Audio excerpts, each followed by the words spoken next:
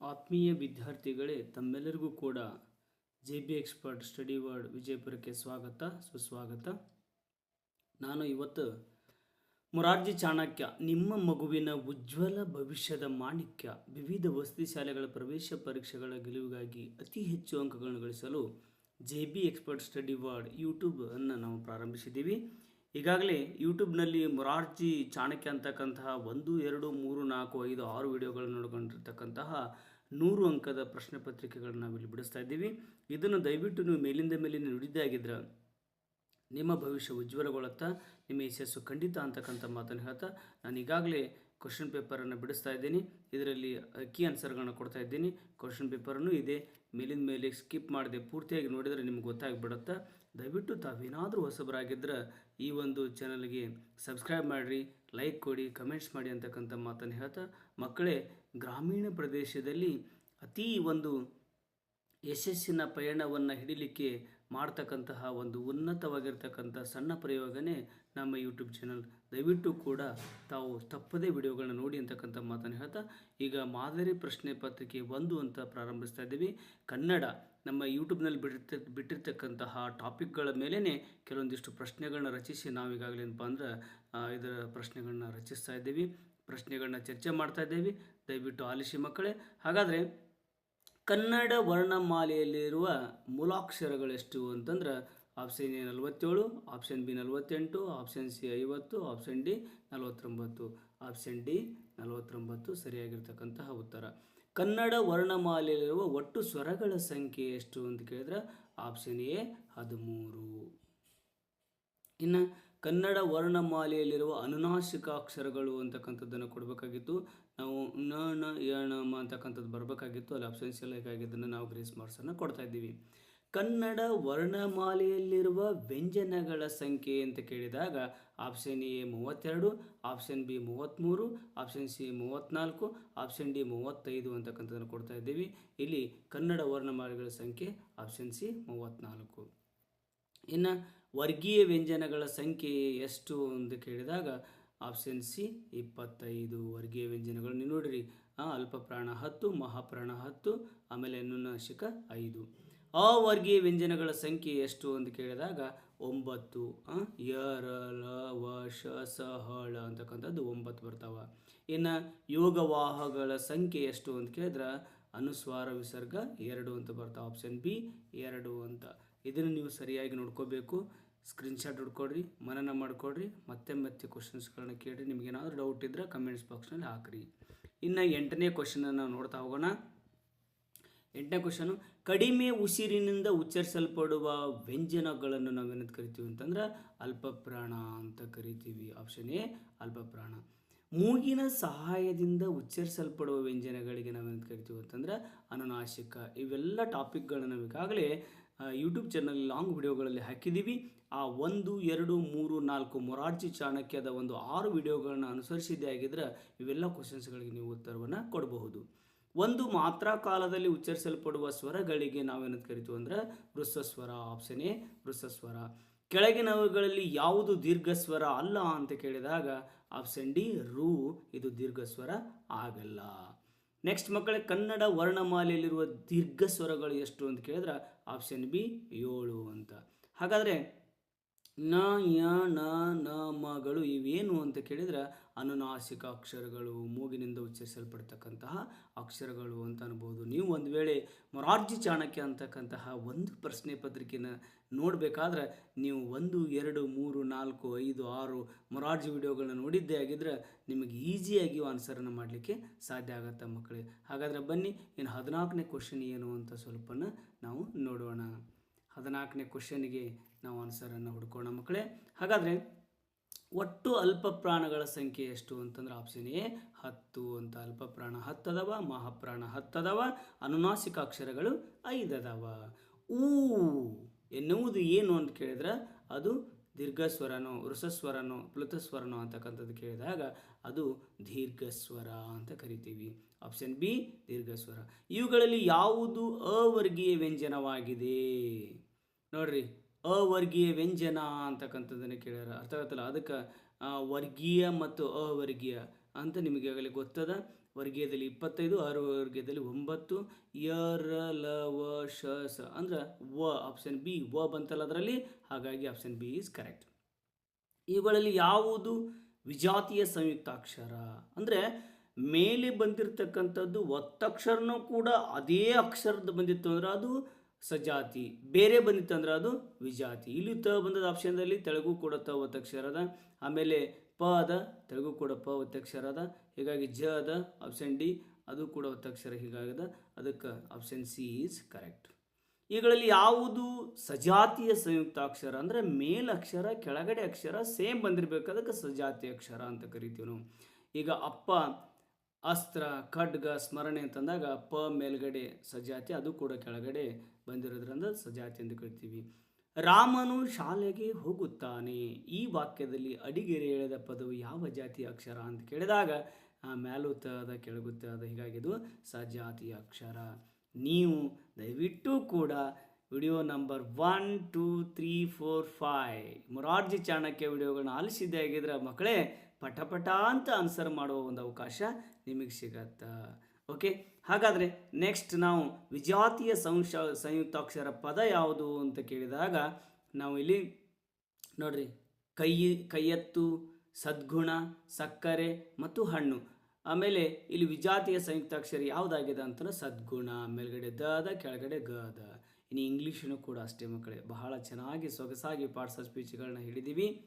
ನೀವು ಯೂಟ್ಯೂಬ್ನಲ್ಲಿ ನೋಡಿದರೆ ಮೊರಾರ್ಜಿ ಚಾಣಕ್ಯ 1, 2, 3, 4, 5, 6 ಪಟ ಅಂತ ನೀವು ನೋಡಿದ್ರೆ ಆರಾಮಾಗಿ ಅರ್ಥ ಆಗುವಾಗಿ ನಾವು ಪಾಠ ಮಾಡಿದ್ದೀವಿ. ಅದು ನೋಡ್ಕೊಂಡು ಇಲ್ಲಿ ಬಂದರೆ ಆರಾಮಾಗಿ ನಿಮಗೆ ಇದು ಕೂಡ ಗೊತ್ತಾಗುತ್ತೆ. Shruti is a dancer, in this sentence underline word is ಅಂತಕ್ಕಂಥದ್ದು ಕೇಳಿದಾಗ Shruti is also noun, option A noun. I am going to market, ಆ ಅನ್ನೋದು ಏನಾಗತ್ತಂದರೆ ಇಲ್ಲಿ ಪ್ರಣವನ್ ಆಗತ್ತಾ. ಇದು ಭಾಳ important, most important.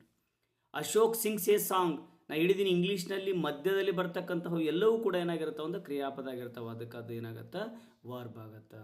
I walk slowly, LY ಪ್ರತ್ಯಯ ಇತ್ತು, ಕೊನೆಗೆ LY ಪ್ರತ್ಯಯ ಇತ್ತು ಅಂದ್ರೆ ಅದು 100% ಏನಾಗಿರುತ್ತೆ ಅಂದ್ರೆ ಎಡ್ವರ್ಬ್ ಆಗಿರುತ್ತೆ, ಆಪ್ಷನ್ ಸಿ ಎಡ್ವರ್ಬ್ ಅಂತಕ್ಕಂಥದ್ದು. ಇನ್ನು Smita is A beautiful girl, ಎಂತಹ ಹುಡುಗಿ ನೋಡ್ರಿ, ಅಂದ್ರೆ ನಾಮಪದ ಇಲ್ಲವೇ ಸರ್ವನಾಮ ಪದವನ್ನು ಹೊಗಳೋದಕ್ಕೆ ನಾವೇನು ಕರಿತೀವಿ ಅಂತಂದ್ರೆ ಅಡ್ಜೆಕ್ಟಿವ್ ಅಂತ ಕರಿತೀವಿ, ಆಪ್ಷನ್ ಸಿ ಈಸ್ ಅಡ್ಜೆಕ್ಟಿವ್. ಇನ್ನು there are a lot of toys on the box, on ಅಂತಕ್ಕಂಥದ್ದು ಏನಂತ ಕೇಳಿದಾನ, in the sentence underline word is ಅಂತ ಕೇಳಿದಾನ. ಆನ್ ಅಂತಕ್ಕಂಥದ್ದು ಇಟ್ಸ್ ಆಲ್ಸೋ ಪ್ರಿಪೋಸಿಷನ್. ಮಕ್ಕಳೇ, ನೀವು ಒಂದು ವೇಳೆ ಮೊರಾರ್ಜಿ ಚಾಣಕ್ಯ ಅಂತಕ್ಕಂತಹ 1, 2, 3, 4, 5, 6 ವಿಡಿಯೋಗಳು ನೋಡಿದ್ದೇ ಆಗಿದ್ರೆ ನೀವು ಪಟ ಅಂತ ಆನ್ಸರ್ ಮಾಡ್ಬೋದು ಅಂತಕ್ಕಂಥ ಮಾತನ್ನು ಇಲ್ಲಿ ಹೇಳಬಹುದು. ಓಕೆ, ನೆಕ್ಸ್ಟ್ ಹಾಗಾದರೆ ಮುಂದೆ 27ನೇ ಕ್ವಶನನ್ನು ನೋಡೋಣ ಮಕ್ಕಳೇ, ಏನಿದೆ ಅಂತಕ್ಕಂಥದ್ದು ಒಂಚೂರು ಗಮನ ಹರಿಸೋಣ. There are a lot of toys in the box, in the sentence underline word is ಅಂತಕ್ಕಂಥದ್ದು ಕೇಳಿದಾನ. ಆನ್ ಅಂತಕ್ಕಂಥದ್ದು ಏನಂತ ಕೇಳಿದ್ರೆ ಇದು ಕೂಡ ಪ್ರಿಪೋಷನ್ ಆಗುತ್ತೆ, ಆನ್ ಇನ್ ಅಂತಕ್ಕಂಥದ್ದು ಪ್ರಿಪೋಷನ್ ಆಗುತ್ತೆ. My father is very good but he is my hero also ಅಂತಕ್ಕಂಥದ್ದು.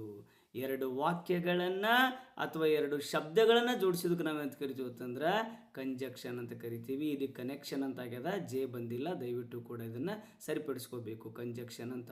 ಓಕೆ, CONJECTI1 ಅಂತ ಆಗಬೇಕು. Deepak and Smita are best friends ಅದ, ಹಾಗಾಗಿ ದೀಪಕ್ ಮತ್ತು ಸ್ಮಿತಾ 2 ಶಬ್ದಗಳನ್ನು ಜೋಡಿಸೋದಕ್ಕೆ ನಾವೇನಂತ ಕರಿತೀವಿ ಅಂತಂದ್ರೆ ಕಂಜಕ್ಷನ್. ಇಲ್ಲೂ ಕೂಡ ಕನೆಕ್ಷನ್ ಅಂತ ಆಗ್ಯದ, ಇದನ್ನು ಕೂಡ ನೀವು ಕಂಜಕ್ಷನ್ ಅಂತೇಳಿ ಸ್ವಲ್ಪ ಕರೆಕ್ಷನ್ ಮಾಡ್ಕೋಬೇಕು.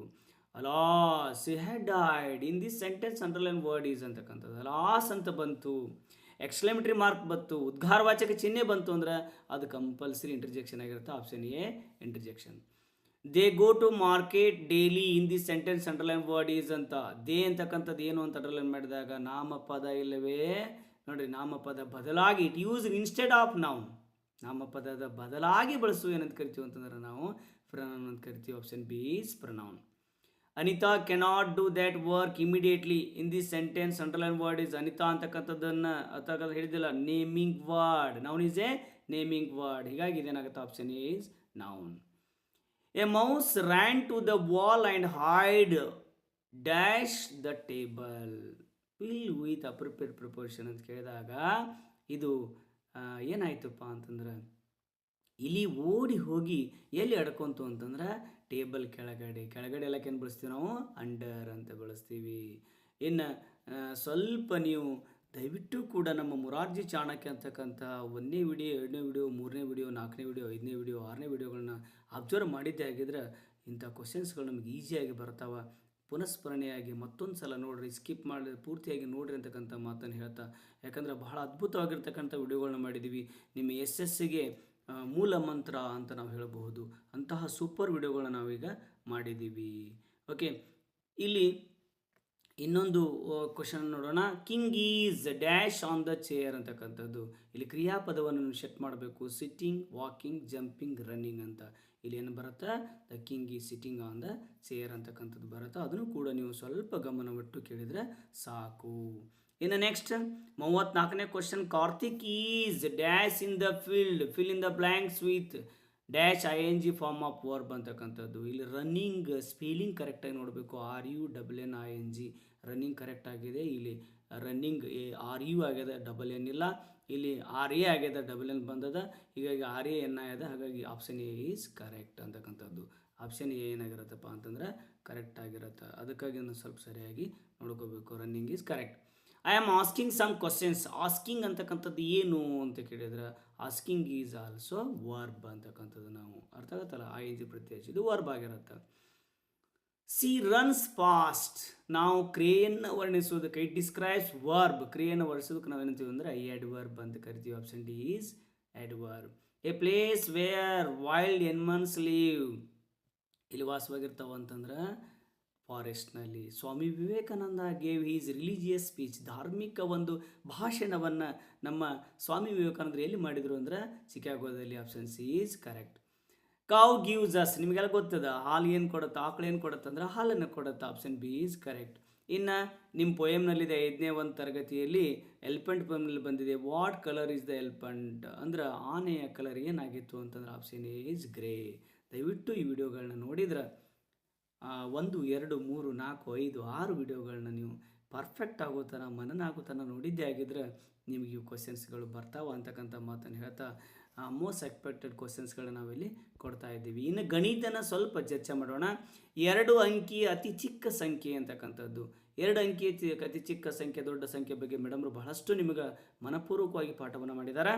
ಇಲ್ಲಿ ನೋಡ್ರಿ, ಚಿಕ್ಕ ಅಂತಂದ್ರೆ 1 2 3 4 5 6 7 8 9. ಈ ಸಂಖ್ಯೆ ಒಳಗಡೆ ಅತಿ ಚಿಕ್ಕ ಸಂಖ್ಯೆ 1, ಅತಿ ದೊಡ್ಡ ಸಂಖ್ಯೆ 9. ಹಾಗಾಗಿ 2 ಅಂಕಿ ಅತಿ ಚಿಕ್ಕ ಸಂಖ್ಯೆ ಯಾವುದು ಅಂತ ಕೇಳಿದ್ರೆ 1 ಮುಂದೆ 0 ಬಂದದ, ಅದು 2 ಅಂಕಿ ಆಗುತ್ತೆ. ಆಪ್ಷನ್ ಎ ಈಸ್ ಕರೆಕ್ಟ್ ಅಂತಕ್ಕಂಥದ್ದು. ಹಾಗಾಗಿ ಅದನ್ನು ಸ್ವಲ್ಪ ನೀವು ಮನನ ಮಾಡ್ಕೋಬೇಕು. ಮೇಡಮ್ರ ಕ್ಲಾಸನ್ನು ನೀವು ಅಬ್ಸರ್ವ್ ಮಾಡಬೇಕು. ಓಕೆ, 29625 ಇದರಲ್ಲಿ 9ರ ಮುಖಬೆಲೆ ನಾವು ಹೇಳಿದ್ದೀವಿ. ಮೇಡಮ್ರಿಗಾಗಲೇ ಸಾಕಷ್ಟು ಸಲ ನಿಮಗೆ ತಿಳಿಸಿದಾರ. ಮ್ಯಾಥ್ಸಲ್ಲಿ ಬಹಳ ಈಸಿಯಾಗಿ ಹೇಳಿಕೊಟ್ಟಿದಾರ. ಯಾವ ಸಂಖ್ಯೆಯನ್ನು ನೋಡ್ತೀವಿ ಅದು ಮುಖಬೆಲೆಯಾಗಿರುತ್ತೆ.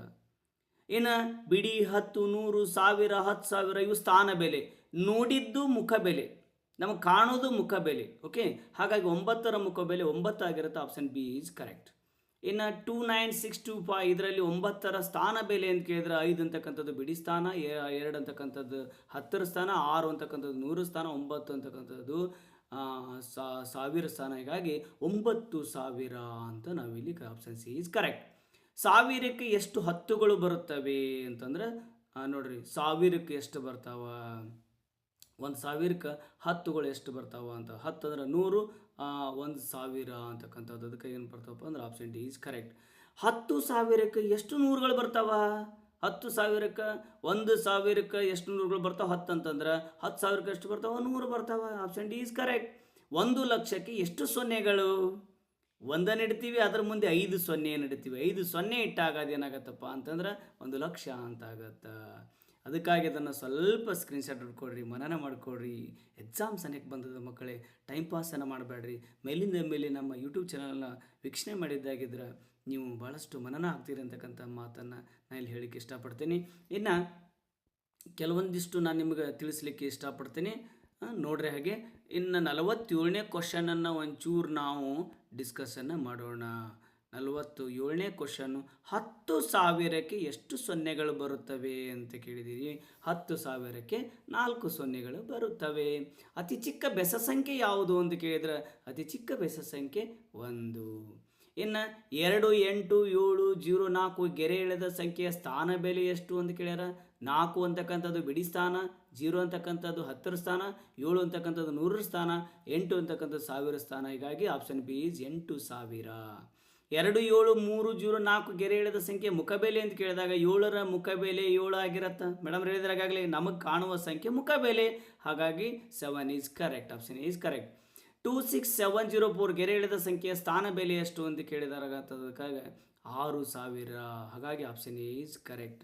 ಇನ್ನು 2, 6, 3, 0, 4 ಗೆರೆ ಎಳೆದ ಮುಖಬೆಲೆ 6ರ ಮುಖಬೆಲೆ 6 ಆಗಿರುತ್ತಾ. ಈಗಾಗಲೇ ಸಾಕಷ್ಟು ಬಾರಿ ಮೇಡಮ್ ಇದ್ರ ಬಗ್ಗೆ ನಿಮ್ಗೆ ತಿಳಿಸ್ಕೊಟ್ಟಾರ. ಹಾಗಾಗಿ 6ರ ಮುಖಬೆಲೆ ನಮ್ಗೆ 6 ಆಗಿರುತ್ತೆ. ಹಾಗಾಗಿ ಆಪ್ಷನ್ ಬಿ ಈಸ್ ಕರೆಕ್ಟ್. 48,025 ಈ ಅಂಕಿಗಳನ್ನು ಪುನಃ ಉಪಯೋಗಿಸದೆ ರಚಿಸಬಹುದ 5 ಅಂಕಿಯ ಕನಿಷ್ಠ ಸಂಖ್ಯೆ ಯಾವುದು ಅಂತ ಕೇಳಿದ್ರೆ, ಕನಿಷ್ಠ ಸಂಖ್ಯೆ ಬಂದಾಗ ಮೊದಲು ಸಣ್ಣದು 2 ಬರ್ಕೊಡ್ರಿ, ಆಮೇಲೆ ಏನಪ್ಪ ಅಂದ್ರೆ 4 ಬರ್ಕೋರಿ, ಆಮೇಲೆ 0 ತೊಗೋಬೇಕು 0 ಇತ್ತಂದ್ರೆ. ಅದಕ್ಕಾಗಿ 2, 4, 0, 5, 8 2, 4, 0 ನೋಡ್ರಿ 2, 4, 0, 5, 8 ಆಪ್ಷನ್ ಬಿ ಈಸ್ ಕರೆಕ್ಟ್. ಇನ್ನು ನೆಕ್ಸ್ಟ್ 3 ಅಂಕಿ ಅತಿ ದೊಡ್ಡ ಸಂಖ್ಯೆ ಏನು ಹೇಳೀನಿ, ದೊಡ್ಡದು ಅಂದ್ರೆ 9. 3 ಇರ್ತಾವ, 9, 9, 9. ಮೇಡಮ್ ಎಷ್ಟು ಚೆನ್ನಾಗಿ ಹೇಳಿದಾರೆ ಆ ಪಾರ್ಟ್ನಲ್ಲಿ. ಹಾಗಾಗಿ ವಿಡಿಯೋಗಳನ್ನ ಅಬ್ಸರ್ವ್ ಮಾಡಿರಿ. Option A is correct. ಹಾಗಾಗಿ ಸ್ವಲ್ಪ ನೋಡ್ಕೊಡ್ರಿ, ಸ್ಕ್ರೀನ್ಶಾಟ್ ಹೊಡ್ಕೊಡ್ರಿ. ಹಾಗೆ ಏನಪ್ಪ ಅಂತಂದ್ರೆ ನಿಮ್ಮ ಸ್ನೇಹಿತರಿಗೂ ಕೂಡ ತಿಳಿಸಿ. ಭಾಳ ಅದ್ಭುತವಾಗಿರ್ತಕ್ಕಂತಹ ಒಂದು ಕ್ಲಾಸ್ಗಳನ್ನ ಮಾಡ್ತಾಯಿದ್ದೀವಿ. ಇನ್ನು 3 ಅಂಕಿ ಅತಿ ಚಿಕ್ಕ ಸಂಖ್ಯೆ, ಅತಿ ಚಿಕ್ಕ ಸಂಖ್ಯೆ ಅಂದ್ರೆ 1,000. ಇನ್ನು 4 ಅಂಕಿ ಅತಿ ದೊಡ್ಡ ಸಂಖ್ಯೆ ಅಂತಂದ್ರೆ 9,999. Option A is correct. 4 ಅಂಕಿ ಅತಿ ಚಿಕ್ಕ ಸಂಖ್ಯೆ ಅಂತಂದ್ರೆ ನೋಡ್ರಿ, 4 ಅಂಕಿ ಅತಿ ಚಿಕ್ಕ ಸಂಖ್ಯೆ ಅಂತಂದ್ರೆ ಅದು 1,000. 4 ಅಂಕಿ ಅತಿ ಚಿಕ್ಕ ಸಂಖ್ಯೆ ಆಪ್ಷನ್ ಎ. 5 ಅಂಕಿ ಅತಿ ದೊಡ್ಡ ಸಂಖ್ಯೆ ಅಂತಂದಾಗ ನೋಡ್ರಿ 9, 5 ಬರಬೇಕು. ಹಾಗಾಗಿ ಆಪ್ಷನ್ ಸಿ ಈಸ್ ಕರೆಕ್ಟ್. 5 ಅಂಕಿ ಅತಿ ಚಿಕ್ಕ ಸಂಖ್ಯೆ ಅಂತ ಕೇಳಿದಾಗ 5 ಅಂಕಿ ಅತಿ ಚಿಕ್ಕ ಸಂಖ್ಯೆ ಅಂತ 10,000. Option C is correct. 4, 8, 0, 2 ಈ ಅಂಕಿಗಳನ್ನು ಪುನಃ ಉಪಯೋಗಿಸಿದ ರಚಿಸಬಹುದಾದ 5 ಅಂಕಿಯ ಕನಿಷ್ಠ ಗರಿಷ್ಠ ಸಂಖ್ಯೆ. ಗರಿಷ್ಠ ಅಂದರೆ ಹೆಚ್ಚಿಂದು. ಗರಿಷ್ಠ ಅಂತ ಬಂದಾಗ 0 ಲಾಸ್ಟಿಗೆ ತೊಗೋಬೇಕು. ಈಗ ನೀವು ಗರಿಷ್ಠ ಅಂದರೆ 8ಅನ್ನು ಮೊದಲು ತೊಗೋರಿ. 8, 5, 4, 2, 0 ಎಲ್ಲದು ನೋಡ್ರಿ. 8, 5, 4, 2, 0 option C is correct. Very good ಮಕ್ಕಳೇ. ನೀವು ಅದಕ್ಕಾಗಿ ನಮ್ಮ ಚಾಣಕ್ಯದ ವಿಡಿಯೋಗಳನ್ನ ಅಬ್ಸರ್ವ್ ಮಾಡಿದ್ದಾಗಿದ್ರೆ ಭಾಳಷ್ಟು ಕ್ಲಾಸ್ಗಳನ್ನ ಬಹಳ ಚೆನ್ನಾಗಿ ಮಾಡಿದ್ದೀವಿ. ಅದನ್ನು ನೋಡಿದರೆ ನಿಮ್ಗೆ ಅದ್ಭುತವಾಗಿ ಗೊತ್ತಾಗುತ್ತೆ. ಏನು ಸಮಾಜ ವಿಜ್ಞಾನದ ಬಗ್ಗೆ ಒಂದಿಷ್ಟು ಮೇಡಮ್ರು ಪಾಠ ಮಾಡ್ಯಾರ. ಅದನ್ನು ನಾನು ಕೂಡ ಇದನ್ನು ಡಿಸ್ಕಸ್ ಮಾಡ್ತಾಯಿದ್ದೇನೆ. ಒಂದೇ ಮನೆಯಲ್ಲಿ ವಾಸಿಸುವ ರಕ್ತ ಸಂಬಂಧಿಗಳಿಗೆ ನಾವು ಏನಂತ ಕರಿತೀವಿ ಅಂತಂದ್ರೆ ನೋಡಿರಿ, ಒಂದೇ ಮನೆಯಲ್ಲಿ ವಾಸಿಸ್ತಕ್ಕಂತಹ ರಕ್ತ ಸಂಬಂಧಿಗಳಿಗೆ ನಾವು ಕುಟುಂಬ ಅಂತ ಕರಿತೀವಿ. ಇನ್ನು ಕುಟುಂಬದಲ್ಲಿ ಎಷ್ಟು ಪ್ರಕಾರಗಳು ಅಂತಂದರೆ ನಿಮ್ಗೆ ಗೊತ್ತದ, ವಿಭಕ್ತ ಕುಟುಂಬ ಮತ್ತು ಅವಿಭಕ್ತ ಕುಟುಂಬ. Option is correct. ಕೇವಲ 2 ತಲೆಮಾರಿನವರು ವಾಸಿಸುವ ಚಿಕ್ಕ ಕುಟುಂಬಕ್ಕೆ ನಾವೇನಿದ್ದೀವಿ ಅಂದರೆ ವಿಭಕ್ತ ಕುಟುಂಬ. Option B is correct. ಇನ್ನು 2ಕ್ಕಿಂತ ಹೆಚ್ಚು ತಲೆಮಾರಿನವರು ವಾಸಿಸುವ ದೊಡ್ಡ ಕುಟುಂಬಕ್ಕೆ ನಾವೇನು ಕರಿತೀವಿ ಅಂದರೆ ಅವಿಭಕ್ತ ಕುಟುಂಬ ಅಂತ ಕರಿತೀವಿ. ಇನ್ನು ವಿಭಕ್ತ ಕುಟುಂಬಗಳು ಹೆಚ್ಚಾಗಿ ಎಲ್ಲಿ ಕಂಡು ಬರ್ತಾವ ಅಂತಂದ್ರೆ ವಿಭಕ್ತ ಕುಟುಂಬಗಳು ಹೆಚ್ಚಾಗಿ ನಮಗೆ ಗ್ರಾಮೀಣದಲ್ಲಿ ಕಂಡು ಬರ್ತಾವೆ. Option is correct. ಅವಿಭಕ್ತ ಕುಟುಂಬಗಳು ಹೆಚ್ಚಾಗಿ ಎಲ್ಲಿ ಕಂಡು ಬರ್ತಾವ ಅಂತಂದ್ರೆ ಅವಿಭಕ್ತ ಕುಟುಂಬಗಳು ಹೆಚ್ಚಾಗಿ ನಗರದಲ್ಲಿ ಕಂಡು ಬರ್ತಾವೆ. ಹೀಗಾಗಿ ನೀವು ಸ್ವಲ್ಪ ಅದನ್ನು ನೋಡಿಕೊಂಡು ಆ ಮೇಡಮ್ ಹೇಳಿರ್ತಕ್ಕಂತಹ ಈ ಕುಟುಂಬ ಅಂತಕ್ಕಂಥ ಪಾಠ ಕೇಳಿದ್ರೆ ನಿಮ್ಗೆ ಅದ್ಭುತವಾಗಿರ್ತಕ್ಕಂಥ ಅನುಭವ ಆಗುತ್ತೆ. ಹಾಗಾಗಿ ನೀವು ಮೇಲಿಂದ ಮೇಲೆ ನಮ್ಮ ವಿಡಿಯೋಗಳನ್ನ ಮೊರಾರ್ಜಿ ಚಾಣಕ್ಯ ಅಂತ ವಿಡಿಯೋಗಳನ್ನ ನೀವು ನೋಡಿದ್ರೆ ಗೊತ್ತಾಗಿಬಿಡುತ್ತೆ. ಇನ್ನು 67ನೇ ಕ್ವಶನನ್ನು ನಾವು ನೋಡ್ಕೊತ ಹೋಗೋಣ. 67ನೇ ಕ್ವಶನನ್ನು ನೋಡಬೇಕಾದ್ರೆ ನಾವು ಪಿತೃಪ್ರಧಾನದ ಕುಟುಂಬದ ಮುಖ್ಯಸ್ಥರು ಯಾರಾಗಿರ್ತಾರ ಅಂತಂದ್ರೆ ತಂದೆ ಆಗಿರ್ತಾನೆ. Option is correct. ಮಾತೃ ಪ್ರಧಾನದ ಕುಟುಂಬದ ಮುಖ್ಯಸ್ಥರು ಯಾರಾಗಿರ್ತಾರೆ ಅಂದರೆ ತಾಯಿ ಆಗಿರ್ತಾಳೆ. Option B is correct. ಇನ್ನು ಶಿಕ್ಷಣ ಹಕ್ಕು ಕಾಯ್ದೆ RT ಯಾವಾಗ ಜಾರಿಗೆ ಬಂತು ಅಂತಂದ್ರೆ ಆಪ್ಷನ್ ಬಿ ಈಸ್ ಕರೆಕ್ಟ್, 2009. ಹಾಗಾಗಿ ಅದನ್ನು ಸ್ವಲ್ಪ ನೀವು ನೋಡ್ಕೋಬೇಕು. ಇನ್ನು ನೆಕ್ಸ್ಟ್, ತಂದೆ ಮುಖ್ಯಸ್ಥನಿರುವ ಕುಟುಂಬ ಯಾವುದು ಅಂತ ಕೇಳ್ತಾರೆ. ನಿಮ್ಗೆ ಗೊತ್ತದ, ಉಲ್ಟಾ ಕ್ವಶನ್ ಹಿಂಗೂ ಕೇಳ್ಬೋದು. ತಂದೆ ಮುಖ್ಯಸ್ಥನಿರುವ ಕುಟುಂಬ ಯಾವುದು ಅಂತ ಕೇಳಿದ್ರೆ ಪಿತೃಪ್ರಧಾನ ಕುಟುಂಬ. ತಾಯಿ ಮುಖ್ಯಸ್ಥಳಿರುವ ಕುಟುಂಬ ಯಾವುದು ಅಂತ ಕೇಳಿದ್ರೆ ಮಾತೃಪ್ರಧಾನ ಕುಟುಂಬ. ಕುಟುಂಬದ ಯಜಮಾನ ಯಾರು ನಿಮ್ಗೆ ಗೊತ್ತಾದ? ಸಾಮಾನ್ಯವಾಗಿ ಕುಟುಂಬದ ಯಜಮಾನ ತಂದೆ ಆಗಿರ್ತಾನೆ. ಹಳ್ಳಿಗಳಲ್ಲಿ ಕಂಡು ಬರ್ತಕ್ಕಂಥ ಕುಟುಂಬ ಯಾವುದು? ಜಾಸ್ತಿ ಹಳ್ಳಿಗಳಲ್ಲಿ ಕಂಡು ಬರ್ತಕ್ಕಂಥ ಕುಟುಂಬ ಯಾವುದು ಅಂತ ಕೇಳಿದ್ರೆ ವಿಭಕ್ತ ಕುಟುಂಬ. ಇನ್ನು ನಗರಗಳಲ್ಲಿ ಕಂಡು ಬರ್ತಕ್ಕಂಥದ್ದು ಯಾವುದು ಅಂತಂದ್ರೆ ಮೇಡಮ್ ನೋಡಿ ಎಷ್ಟು ಚೆನ್ನಾಗಿ ಅದನ್ನು ಡಿಸೈನ್ ಮಾಡ್ಯಾರ ಪ್ರಶ್ನೆಗಳನ್ನು. ಅದಕ್ಕೆ ಏನಂತ ಕರೀತಾರೆ ಅಂತಂದ್ರೆ ಅವಿಭಕ್ತ ಕುಟುಂಬ. ಇನ್ನು ವಿಭಕ್ತ ಕುಟುಂಬ ಅಂದ್ರೆ ನಮ್ಗೆ ನೆನಪಾಗೋದು ಬಹಳ ನೋಡ್ರಿ ಎಷ್ಟು ಚೆನ್ನಾಗಿ ಕ್ವಶನ್ಗಳನ್ನ ಭಾಳ ಚೆಂದಾಗಿ ಇದನ್ನು ಡಿಸೈನ್ ಮಾಡ್ಯಾರ. ವಿಭಕ್ತ ಕುಟುಂಬ ಅಂದರೆ ಏನು ಅಂತಂದರೆ ಚಿಕ್ಕ ಅಂತ ನೆನಪಾಗತ್ತೆ ನಮ್ಗೆ. ಇನ್ನು ಮುಂದಿನ ನಾವು ಹಾಗೆ ನೋಡೋಣ. 76ನೇ ಕ್ವಶನದ ಸ್ವಲ್ಪ ಡಿಸ್ಕಸನ್ನು ಮಾಡ್ತಾ ನಾವು ಹೋಗೋಣ ಮಕ್ಕಳೇ. ಓಕೆ, ನೆಕ್ಸ್ಟ್ 76ನೇ ಕ್ವಶನ್ನು ವಿಭಕ್ತ ಕುಟುಂಬ ಅಂತಂದ್ರೆ ನಮಗೆ ನೆನಪಾಗೋದು ದೊಡ್ಡ ಅಂತ. Option B is correct. ಚಿಕ್ಕ ಕುಟುಂಬ ಹೆಚ್ಚಾಗಿ ಎಲ್ಲ ವಾಸವಾಗಿರ್ತಾರ ಅಂತಂದ್ರೆ ಗ್ರಾಮೀಣ ಪ್ರದೇಶದಲ್ಲಿ ಅಂತ ನಿಮ್ಗೆ ಗೊತ್ತದ. ದೊಡ್ಡ ಕುಟುಂಬ ಹೆಚ್ಚಾಗಿ ಎಲ್ಲಿ ವಾಸವಾಗಿರ್ತಾರ ಅಂತಂದ್ರೆ ನೋಡ್ರಿ, ಚಿಕ್ಕ ಕುಟುಂಬ ಹೆಚ್ಚಾಗಿ ನಮಗೆ ನಗರಗಳಲ್ಲಿ ಕಂಡು ಬರ್ತಾವ. ಚಿಕ್ಕ ಕುಟುಂಬ ಹೆಚ್ಚಾಗಿ ನಗರಗಳಲ್ಲಿ. ಇನ್ನು ದೊಡ್ಡ ಕುಟುಂಬ ಹೆಚ್ಚಾಗಿ ಎಲ್ಲಿ ಕಂಡು ಬರ್ತಾವ? ಗ್ರಾಮೀಣ ಪ್ರದೇಶದಲ್ಲಿ ಕಂಡು ಬರ್ತಾವ. ಇನ್ನು ಹಳ್ಳಿ ಅಂದ್ರೆ ನೆನಪಾಗೋದು ಯಾವ ಕುಟುಂಬ ನಿಮ್ಗೆ ಗೊತ್ತದ? ಹಳ್ಳಿಯಾಗ ಭಾಳ ಚಂದ ಅಪ್ಪ ಅಮ್ಮ ಅಜ್ಜಿ ತಾತ ಎಲ್ಲರೂ ಇರ್ತಾರೆ, ಅದಕ್ಕೆ ವಿಭಕ್ತ ಕುಟುಂಬ ಅಂತಾರೆ. ಇನ್ನು ಪ್ರಾಥಮಿಕ ಶಿಕ್ಷಣ ಪಡೆಯುವುದು ಮಕ್ಕಳ ಟೀಮ್ ಹಕ್ಕು ಅಂತಂದ್ರೆ ಮೂಲಭೂತ ಹಕ್ಕು ಅಂತ. Option A is correct.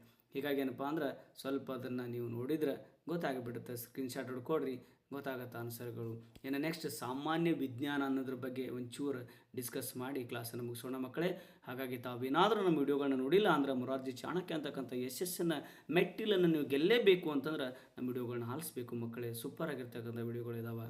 Okay, ಕೆಳಗಿನ ಯಾವುದರಲ್ಲಿ ಅಣುಗಳು ಸ್ವತಂತ್ರವಾಗಿ ಚಲಿಸುತ್ತವೆ ಅಂತಕ್ಕಂಥದ್ದನ್ನು ನೀವು ನೋಡಿದ್ದೇ ಆಗಿದ್ರೆ ಇಲ್ಲಿ ಆಪ್ಷನ್ ಸಿ ಈಸ್ ಅನಿಲ ಅಂತ ಬರುತ್ತೆ. 81ನೇ ಕ್ವಶನ್. ಇನ್ನು 82ನೇ, ಇಂಗಾಲದ ಡೈಆಕ್ಸೈಡ್ ಈ ಕೆಳಗಿನ ಯಾವುದಕ್ಕೆ ಉದಾಹರಣೆ ಆಗಿದೆ ಅಂತಕ್ಕಂಥದ್ದನ್ನು ಕೇಳಿದರೆ ಸಂಯುಕ್ತ ವಸ್ತು. Option A is correct. ಸೌರಮಂಡಲ ಅತ್ಯಂತ ದೊಡ್ಡ ಗ್ರಹ ಯಾವುದು ಅಂತ ಕೇಳಿದಾಗ ಆಪ್ಷನ್ ಬಿ ಈಸ್ ಕರೆಕ್ಟ್, ಗುರುಗ್ರಹ. ಇನ್ನು ಗಾಳಿಯಲ್ಲಿನ ಸಾರಜನಕರ ಪ್ರಮಾಣ ಎಷ್ಟು ಅಂತ ನಾವು ಕೇಳಿದಾಗ ಆಪ್ಷನ್ ಸಿ 78% ಅಂತ ಅಂತೀವಿ. ಇವುಗಳಲ್ಲಿ ನವೀಕರಿಸಲಾಗದ ಸಂಪನ್ಮೂಲಕ್ಕೆ ಉದಾಹರಣೆ ಯಾವುದು ಅಂತ ಕೇಳಿದಾಗ ನೋಡ್ರಿ, ಪೆಟ್ರೋಲನ್ನು ನವೀಕರಿಸಲಿಕ್ಕೆ ಆಗಲ್ಲ. Option C is correct. ಇವುಗಳಲ್ಲಿ ಯಾವುದು ಆಮ್ಲ ಮಳೆಗೆ ಕಾರಣ ಅಂತ ನಾವು ಹೇಳಿದಾಗ ಆಪ್ಷನ್ ಬಿ SO2 ಅಂತ ನಾವು ಹೇಳ್ಬೋದು.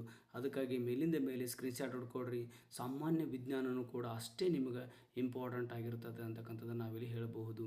ಇನ್ನು ಅತಿ ಹಗುರವಾಗಿರ್ತಕ್ಕಂಥ ಮೂಲ ವಸ್ತು ಯಾವುದು ಅಂತ ಕೇಳಿದ್ರಾಗ ಅತಿ ಹಗುರವಾಗಿರ್ತಕ್ಕಂಥ ಮೂಲ ವಸ್ತು ಯಾವುದು ಅಂತ ಕೇಳಿದ್ರೆ ಜಲಜನಕವನ್ನು ನಾವು ಅತಿ ಹಗುರವಾದ ಮೂಲ ವಸ್ತು ಅಂತ ಕರಿತೀವಿ. ಅಯೋಡಿನ್ ಕೊರತೆಯಿಂದ ಬರ್ತಕ್ಕಂಥ ಕಾಯಿಲೆ ಗಳಗಂಡ, ನಿಮ್ಗೆ ಗೊತ್ತೇ ಇದೆ. Option B is correct. ಅಡಿಗೆ ಉಪ್ಪಿನ ರಾಸಾಯನಿಕ ಹೆಸರು ಯಾವುದು ಅಂತ ಕೇಳ್ತೀವಿ ನಾವು? ಸೋಡಿಯಂ ಕ್ಲೋರೈಡ್ ಅಂತ ಕರಿತೀವಿ. ಲಿಂಬೆ ಹಣ್ಣಿನಲ್ಲಿರ್ತಕ್ಕಂಥದ್ದು ಯಾವ ಆಮ್ಲ ಅಂತಂದ್ರೆ ಸಿಟ್ರಿಕ್ ಆಮ್ಲ ಅಂತ ಕರಿತೀವಿ. ಮಾನವನ ದೇಹದಲ್ಲಿರೋ ಅತಿ ಉದ್ದವಾದ ಮೂಳೆ ಯಾವುದು ಅಂತ ಕೇಳಿದ್ರೆ ಆಪ್ಷನ್ ಎ ಫ್ಯೂಮರ್ ಅಂತ ಕರಿತೀವಿ. ಅವುಗಳನ್ನ ಸ್ಕ್ರೀನ್ಶಾಟ್ ಹೊಡ್ಕೊಡ್ರಿ, ಮೇಲಿಂದ ಮೇಲೆ ನೋಡ್ರಿ ಮಕ್ಕಳೇ, ನಿಮಗೆ ಆರಾಮಾಗಿ ತಿಳಿದು ಬಿಡುತ್ತೆ. ಜೀವಕೋಶವನ್ನು ಕಂಡು ಹಿಡಿದವರು ಯಾರು ಅಂತ ಕೇಳಿದೆವು ಅಂತಂದ್ರೆ ನಮಗೆ Robert Hooke. Option A correct. ಸಾಂದ್ರತೆ ಅಂತಾರಾಷ್ಟ್ರೀಯ ಏಕಮಾನ ಯಾವುದು ಅಂತ ಕೇಳಿದ್ರೆ kg/ಕ್ಯೂಬ್ ಅಂತಕ್ಕಂಥದ್ದು. Option A is correct. ಇನ್ನು ಸೌರಮಂಡಲದಲ್ಲಿ ಎಷ್ಟು ಗ್ರಹಗಳಿವೆ ಅಂತಂದ್ರೆ ಆಪ್ಷನ್ ಬಿ 8 ಗ್ರಹಗಳು. ಇನ್ನು 95ನೇದು, ಸಸ್ಯದ ಯಾವ ಭಾಗವು ದ್ಯುತಿಯ ಸಂಶ್ಲೇಷಣ ಕ್ರಿಯೆಗೆ ಸಹಾಯಕಾರಿ ಅಂತಂದ್ರೆ A is correct. Option B is correct, ಎಲೆ. ಕಲುಷಿತ ನೀರನ್ನು ಕುಡಿಯುವುದರಿಂದ ಉಂಟಾಗುವ ರೋಗ ಯಾವುದು ಕೇಳಿದ್ರೆ ಕಾಲರಾನು ಬರುತ್ತಾ, ಅತಿಸಾರನೂ ಬರುತ್ತಾ, ಆಮಶಂಕೆನೂ ಬರುತ್ತಾ, ಎಲ್ಲವೂ ಅಂತ ನಾವು ಕೂಡ ಹೇಳಬಹುದು. Option D is correct. ಅದಕ್ಕಾಗಿ ಮೇಲಿಂದ ಮೇಲೆ ಸ್ಕ್ರೀನ್ಶಾಟ್ ಕೊಡ್ರಿ, ಹಾಗೆ ನೋಡ್ರಿ ಅಂತಕ್ಕಂಥದ್ದನ್ನು ಮಾತನ್ನು ನಾವು ನೀವಿಲ್ಲಿ ಹೇಳಾಕತ್ತೀವಿ. ಇನ್ನು ನೆಕ್ಸ್ಟು ವಿಶ್ವ ಪರಿಸರ ದಿನಾಚರಣೆಯನ್ನು ಯಾವಾಗ ಆಚರಿಸ್ತಾರೆ ಅಂದ್ರೆ June 5. Option A is correct. ತಂಬಾಕಿನಲ್ಲಿರುವ ವಿಷ ಪದಾರ್ಥ ಯಾವುದು ಅಂತಂದ್ರೆ ಆಪ್ಷನ್ ಎ ನಿಕೋಟಿನ್. ಜೀವಕೋಶದ ಯಾವ ಕಣದವನ್ನು ಶಕ್ತಿ ಉತ್ಪಾದನಾ ಕೇಂದ್ರ ಅಂತ ಕರಿತೀವಿ ಅಂದ್ರೆ mitochondria. Option A is correct. ಓಜೋನಿನ ಅಣುಸೂತ್ರ ಯಾವುದು ಅಂತಂದ್ರೆ O3 ಅಂತಕ್ಕಂಥದ್ದು. Option C is correct. ಇವುಗಳನ್ನ ನೀವು ಮುಂಬರ್ತಕ್ಕಂತಹ ಮೊರಾರ್ಜಿ ಎಕ್ಸಾಮಲ್ಲಿ ಅತಿ ಹೆಚ್ಚು ಅಂಕಗಳನ್ನ ತಗೊಳ್ಳಿಕ್ಕೆ ನಾವು ಉಪಯುಕ್ತವಾಗಿರ್ತಕ್ಕಂಥ ಸಲಹೆಗಳನ್ನು ನಿಮಗೆ ಕೊಟ್ಟಿದ್ದೀವಿ. ತಾವೇನಾದರೂ ನಮ್ಮ ಯೂಟ್ಯೂಬ್ಗೆ ಹೊಸಬರಾಗಿದ್ದರೆ ದಯವಿಟ್ಟು ಕೂಡ ನಮ್ಮ ಚಾನಲನ್ನು ಸಬ್ಸ್ಕ್ರೈಬ್ ಮಾಡಿಕೊಡ್ರಿ, ಶೇರ್ ಮಾಡಿರಿ, ನಿಮ್ಮ ಸ್ನೇಹಿತರಿಗೂ ಕೂಡ ತಿಳಿಸಿ. ಗ್ರಾಮೀಣ ಪ್ರದೇಶದಲ್ಲಿರ್ತಕ್ಕಂತಹ ಮಕ್ಕಳಿಗೆ ಅತಿ ಅನುಕೂಲವಾಗಿರ್ತಕ್ಕಂತಹ ಒಂದು ತರಬೇತಿ ನಮ್ಮದಾಗಿರುತ್ತೆ ಅಂತಕ್ಕಂಥ ಮಾತನ್ನು ಹೇಳ್ತಾ ದಯವಿಟ್ಟು ಕೂಡ ಈ ದಿನ ದೇವರು ನಿಮಗೆಲ್ಲ ಒಳ್ಳೆಯದು ಮಾಡಲಿ ಅಂತಕ್ಕಂಥ ಮಾತನ್ನು ಹೇಳ್ತಾ ಈ ಕ್ಲಾಸನ್ನು ಇಲ್ಲಿ ಮುಗಿಸ್ತಾ ಇದ್ದೇನೆ. ಧನ್ಯವಾದಗಳು.